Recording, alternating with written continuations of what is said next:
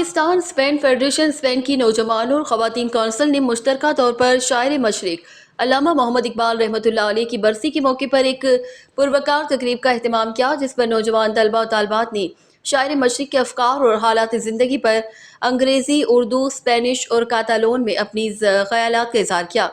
تقریب میں پاکستانی کمیونٹی کے متحرک سیاسی اور سماجی ارکان کے علاوہ میونسپل کارپوریشن بارسلونا کے نمائندوں نے بھی شرکت کی اور اظہار خیال کیا۔ تقریب میں اظہار خیال کرنے والی جونیئر اور سینئر طلبہ و طالبات میں نمایاں پوزیشن حاصل کرنے والے نوجوانوں کو انعامات سے نوازا گیا۔ دیگر نوجوانوں کو میڈل دیے گئے۔ اس موقع پر یورپی شہرت یافتہ صوفی گائک محترم قدیر احمد خان نے اپنی آواز کا جادو جگایا اور کلام اقبال پیش کیا۔ اس موقع پر نوجوانوں اور خواتین نے بھی اپنے اپنے انداز میں کلام اقبال پیش کیا اور اس کے علاوہ بچوں نے علامہ اقبال کی نظم لب پہ آتی ہے دعا بن کر تمنا میری پر خوبصورت ٹیبلو پیش کر کے حاضرین سے خوب داد وصول کی۔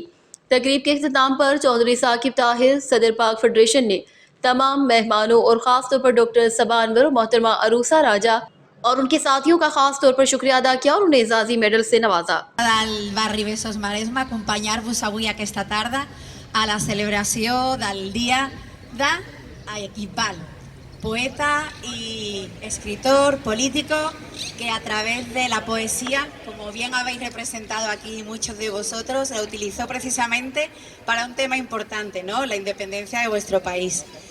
Animo a que la comunidad pakistanesa del barri del Besòs Maresme participe activamente en actividades como esta y felicito a los chicos y las chicas que han recitado poemas y poesías, muchos además extensos y como hablaba con la coordinadora, ¿no?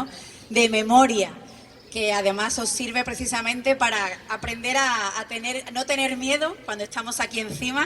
Y os animo a que sigáis realizando este tipo de actos y si es aquí en el barrio del Besòs Maresme, os continuaremos ayudando a que celebréis este tipo de actos aquí. Animo a la juventud que participe de este acto y animo a las diferentes entidades que tenemos de origen pakistaní a que participe de la vida diaria del barrio del Besòs Maresme. Un barrio, origen diverso.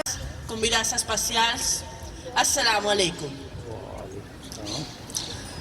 Ens trobem una vegada més avui presents per commemorar un dels dies més importants i famosos en la història de Pakistan, que és el naixement de Muhammad Allama Iqbal. Muhammad Allama Iqbal va ser, sens dubte, i continua sent avui dia un dels poetes i filòsofs nacionals més importants i més... خود پوچھے بتا تیری رضا کیا ہے۔ جناب صدر، میرے عزیز ہموطنوں، بھائیوں اور بزرگوں، السلام علیکم۔ میری خوش نصیبی ہے کہ آج مجھے شاعر مشرق علامہ محمد اقبال پر لب کشائی کرنے کا موقع ملا۔ علامہ اقبال نے جیسے اپنی ساری زندگی خودی اور اس کے دوسرے عناصر کو بیان کرنے میں لگا دی۔ علامہ اقبال جیسے عظیم لوگ صدیوں میں پیدا ہوتے ہیں، جیسا کہ شاعر فرماتا ہے کہ ہزاروں سال نرگس اپنی بین متزن ہونے کے لیے یہاں اکٹھے ہوئے ہیں۔ اگر میں ان کے بارے میں کہوں کہ وہ 20ویں صدی کے سب سے بڑے مجدد اور محقق ہیں تو یہ بالکل بھی غلط نہ ہوگا۔ یہ اس شخصیت کی بات ہو رہی ہے جو 9 نومبر 1877 کو سیالکوٹ کی دھرتی پر شیخ نور محمد کے گھر پیدا ہوئے اور پھر چشم فلک نے انہیں شاعری کے آسمان پر جگمگاتا دیکھا۔ ان کا نام ڈاکٹر علامہ محمد اقبال ہے۔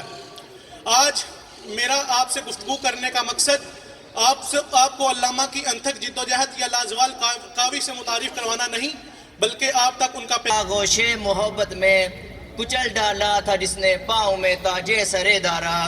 جناب صدر محفل، میرے دوستوں، بزرگوں، سامعین محفل، السلام علیکم ورحمۃ اللہ وبرکاتہ۔